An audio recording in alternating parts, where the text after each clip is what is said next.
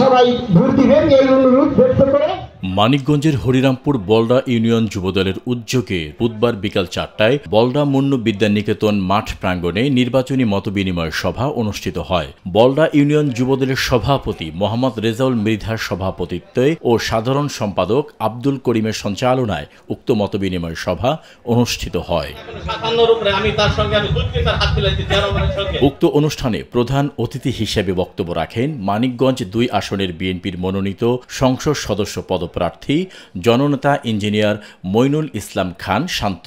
এ সময় উপস্থিত ছিলেন উপজেলা বিএনপির সাধারণ সম্পাদক মোহাম্মদ শামীম আহমেদ, উপজেলা যুবদলের আহ্বায়ক আব্দুল হাই শিকদার পেয়ারা ও সদস্য সচিব আবু সাদাত মোহাম্মদ শাহিন, হাটিপাড়া ইউনিয়ন বিএনপির সাধারণ সম্পাদক মোহাম্মদ শহীদুল ইসলাম কাউসার রানা সহ অনেকেই।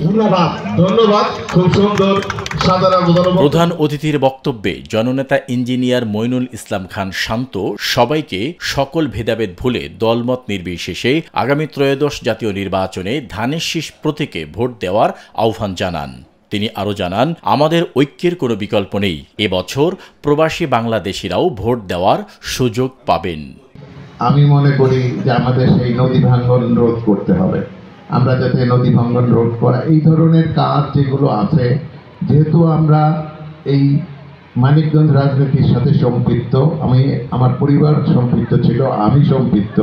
এই 17 বছর আমি অপেক্ষা করতে হচ্ছে একটা সুষ্ঠু নির্বাচনের জন্য, একটা নিরপেক্ষ সরকারের অধীনে একটা নির্বাচনের জন্য। কাজে এই নির্বাচন হোক, আপনাদের ভোটে আমি পার্লামেন্টে যাই, নিশ্চয়ই আপনাদের এইসব সমস্যার সমাধানের জন্য আমার চেষ্টা অব্যাহত থাকবে।